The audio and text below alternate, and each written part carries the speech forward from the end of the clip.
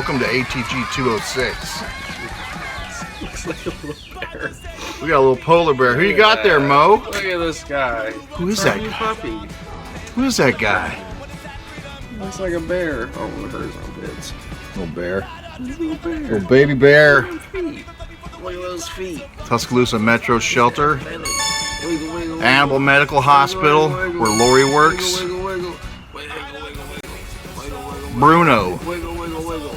is here now forever. Wiggle, Eyesight's coming back. wiggle, He's tired. wiggle, Got a little chemical burn on his hind paw. wiggle, wiggle. He can hear stuff. He likes biting He's fingies. just dang. He'll chomp. He's just dangling. Happy Easter. We've had diarrhea since Easter's. Do you not realize I have had diarrhea since Easter's?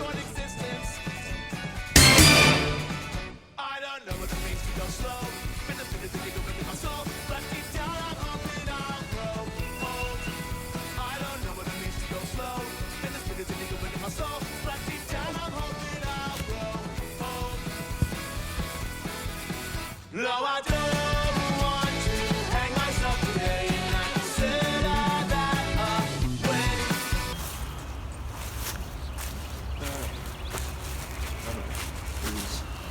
Oh, welcome back. Been up early doing chores on Easter. Choring. Nancying around in the garden. Mo was up till 2:30. Let's give a quick update on your co-op. How you boys doing this week? Congratulations, Denny Crane, for his 596-foot home run with Bryce Harper over the ATG building. He is the victor of that contest. We're going to send him a shitload of Yankees stuff and other things. Yeah, we're gonna make another stadium. We're gonna make another stadium that's symmetrical with goofy ass targets out there, and just go for the longest homer. We want to break 600, and maybe have some other stuff. We might just use that one all year. 596 with Harper. What else we got going? That is crazy. ATG Sierra del Caribe dropped yesterday. Offshoot project of our 1955. Got a bunch of Mo Jorgens' faces. Bill Yard, Jim Myers, Dave Bliss, one stadium, 4 teams, rebrands. Simmet. Bonnie's little project. Simmet, I love that shit. 1915 cooking. It's there. I don't have any updates on it. It's all right. We're going. Still coming. Spring. It'll be out before summer. Maybe. 2001 is cooking. A little bit on it. Yeah, it's all right. Cool Man, fictional. Yeah. Happening. That's fresh. Mo's not awake yet. I'm awake. I'm just trying to think. I drink a lot of coffee. Now we'll fast forward. I don't have any updates really. Now we'll do the projects. the leaving. Go office. Fun. Jump into some of your 15 faces. I'm gonna just change them. You son of a bitch. Next segment. Oh, pug. We got a pug here. You go.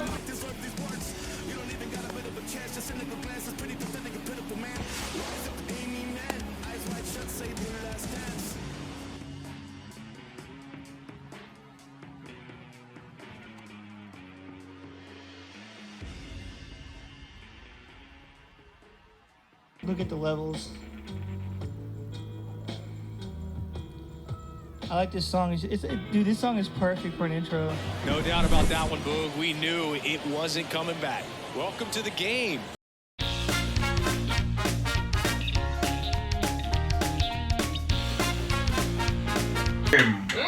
1957 All-Star Game. Live from Busch Stadium, there's Casey Stengel, the old God, he general, looks so field old. general for the New York Yankees. I'm excited for this birthday, Yeah? and it's from a roster I'm excited for, and I know it's a guy that you like. I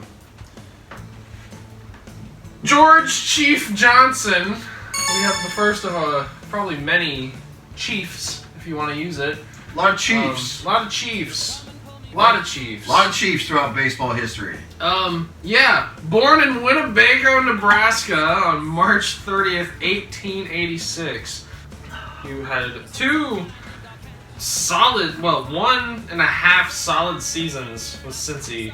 He went to the Kansas City Packers of the Outlaw Federal Major League. That's going to be my squad. He was really good there. 1915, 275, and 281 innings. But yeah, spitballer. Yeah, described as a strong-armed pitcher by Steven Schmidt, who did his Sabre bio, with hurricane speed. He was also, like we said before, he's a native guy. He was a member of the Ho-Chunk Nation. Midwest? He started as an outfielder.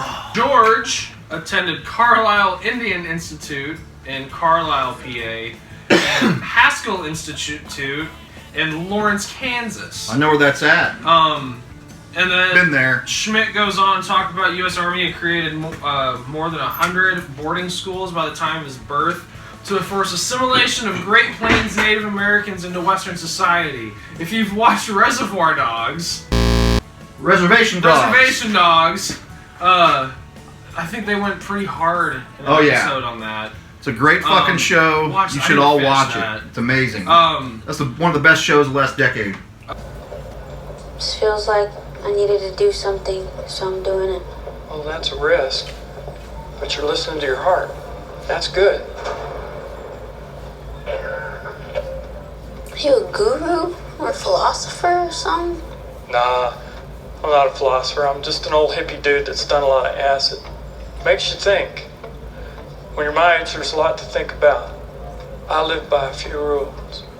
Be kind to those that you're closest to. Wear a good hat and a good pair of boots. A good hat helps hide what you're doing from the Lord above. And good boots, they help you outrun the devil. Slats work? Oh, fuck yeah. Alright. Yeah, Johnson ran away from both schools, choosing to preserve his heritage and culture. A desire to prove himself as a Native American in a white man's world carry on in his baseball career. Very nice. He was in the Western League with Nebraska's club for 2 years, got traded to Sioux City, and then ended up with the St. Joseph team for 3 years. St. Joe, Missouri, just north of Kansas City. That might be the White Sox thing. He brought out the best and the worst in the Western League crowds. Home fans cheered him because he was amazing, and everybody else was yelling stereotype stuff at him. Yeah, go figure. USA. All the headlines in the paper were doing the same thing. Like I didn't read too deep on his Reds. He was good. He crossed paths with a lot of guys. And then Joe Tinker had some issues with the Reds for not providing them with a winning team.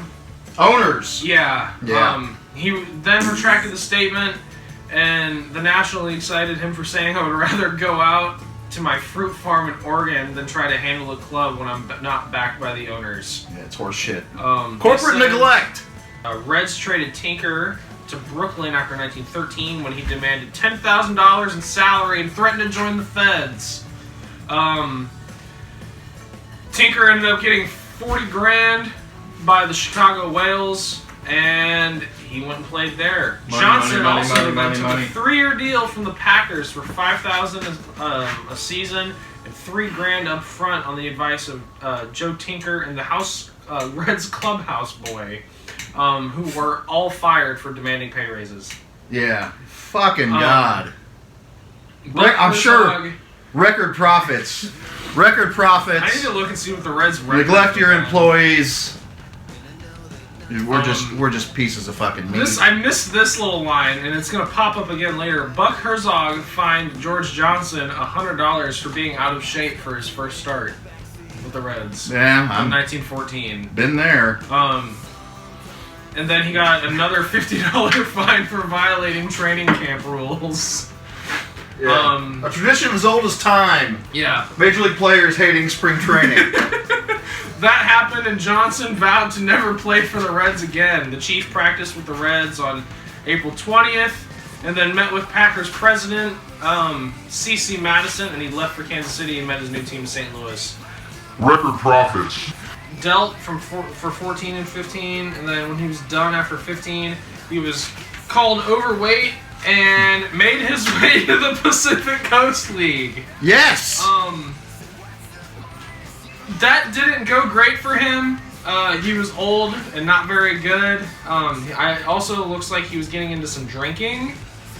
He was fined on June 7th in 1917 for intoxication. Wow. Was berated the next night by fans at the stadium. Boo! Seals suspended Johnson in 1918 for being out of shape. And then he was fired for no-showing the June 16th game. And he played some, like, town ball semi-pro stuff after that. This guy's death and murder has never been solved. Oh, shit. He was murdered? Yeah. Described as an immaculate dresser. Woo! Splendid physical appearance. Snappy Chief Johnson. Johnson went to a drinking party and dice game at the rented 2-room framed cabin of Edward Gillespie. Refused to pay $2.50 for a bottle of liquor he got from Gillespie, who became angry when Johnson started to leave the party with the girl who won the pot in the dice game and gave it to Johnson. The argument moved to a vacant lot about 50 feet behind the cabin. Shortly, cabin owner Charles M. Harradon heard 2 gunshots from his home across the street and called police. The first shot from a .32 caliber weapon went through Johnson's right arm below the shoulder. He's never going to pitch again. Yeah. A second shot went through his left lung above the heart. The chief fell dead, flat on his back on a clump of weeds. There were no witnesses. God damn, nothing good happens when you're throwing them bones. Holy shit. Yeah. Johnson's body was held in a funeral parlor. He was buried in Thurston County, Nebraska. Yeah, he was, I believe, 36. Young buck. There you have it.